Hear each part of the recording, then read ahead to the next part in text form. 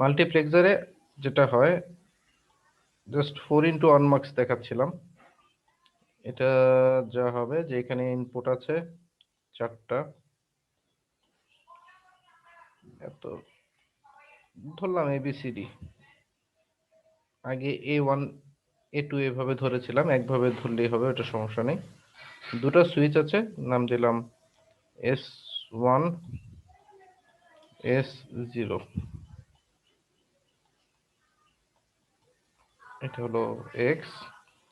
Truth টেবিলটা এখানে দেখছিলাম যে আমাদের এই S1 S0 এই দুই রকম দুটা যেহেতু সিলেকশন সুইচ আছে, আমরা এখানে টোটাল কম্বিনেশন পাবো 4টা। তাহলে কম্বিনেশন গুলো হলো 00 01 10 11, এই 4টা কম্বিনেশন পাওয়া যাচ্ছে। এটার জন্য আউটপুটে কি আসবে, এক্স এর ভ্যালুটা।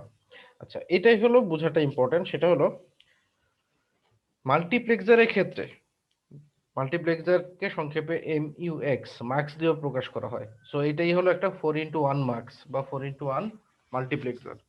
এই মাল্টিপ্লেক্সারের ক্ষেত্রে যেটা হবে সেটা হলো যখন 00 থাকবে তখন আউটপুটটার ভ্যালু হবে A এর সমান, যখন 01 হবে আউটপুটের ভ্যালু হবে B এর সমান, যখন 10 হবে C এর সমান, যখন 11 হবে D এর সমান। তার মানে সিম্পল একটা সার্কিট ডিজাইন করতে হবে, যে সার্কিটের দুটো সুইচ, ওই দুটো সুইচের ভ্যালু আমরা বাইরে থেকে ঠিক করে দিতে পারবো, সেই ভ্যালুর উপর ডিপেন্ড করবে আউটপুটটা কোন ইনপুটের সমান ভ্যালু হবে। এই মাল্টিপ্লেক্সারের কনসেপ্টটা কিন্তু আমাদের খুব ইম্পর্টেন্ট একটা কনসেপ্ট। ধরো আমরা মাল্টিপ্লেক্সারের একটা প্র্যাকটিক্যাল এক্সাম্পল যদি দেই, আমরা মোবাইল ফোনের কথা বলছি।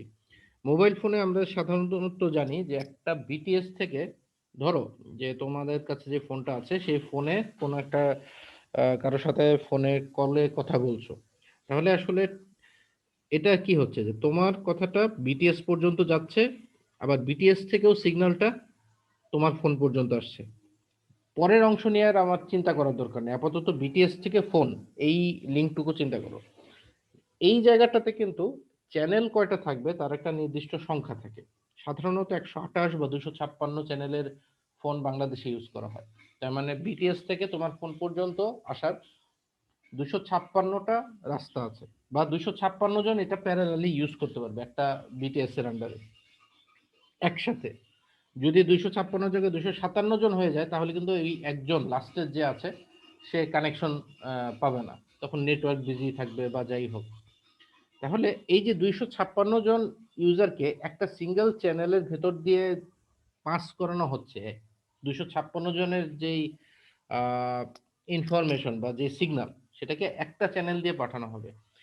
এই কাজটা করার জন্য যেটা করা হয়, এরকম একটা মাল্টিপ্লেক্সার ইউজ করা হয়। এখানে যেমন 4x1 মাল্টিপ্লেক্সার দেখানো হলো, ধরো 256x1 মাল্টিপ্লেক্সার। তার মানে এখানে ইনপুটে থাকবে 256 জন ইউজার, 256টা ফোনের সিগন্যাল, এবং এইখানে 256কে যদি আমরা প্রকাশ করতে চাই তাহলে 8 বিটের সুইচ লাগবে। এখানে যেমন 2 বিট ছিল, 8 বিট দিয়ে 2^8 মানে হলো 256।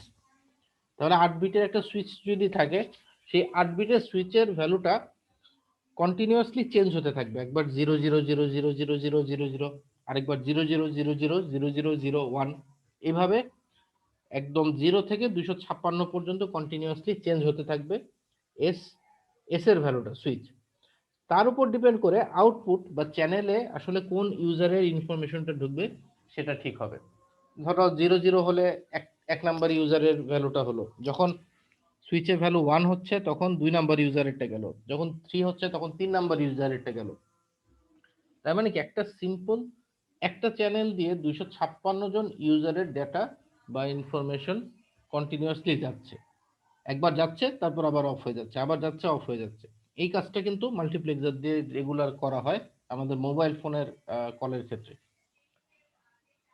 তো মাল্টিপ্লেক্সারের 256 বিটের মাল্টিপ্লেক্সার অনেক কমপ্লেক্স, এত বড় মাল্টিপ্লেক্সার আপাতত তোমাদের এখন দরকার নেই বুঝার বা দেখার দরকার নেই, কনসেপ্টটা সেম, সো এটা বুঝলে ওটাও বুঝতে খুব একটা সমস্যা হবে না। এখানে আমরা যেটা দেখছি সেটা হলো 4x1 মার্কস।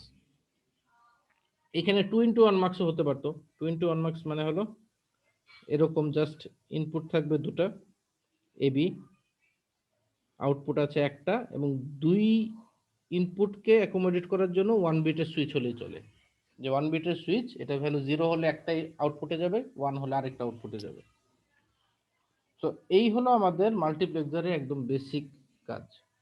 এখন এটার সার্কিটের ব্যাপারটা আমরা একটু চলে যাই। এই যে এটা হলো একটা 4x1 মার্কসের সার্কিট দেয়া আছে।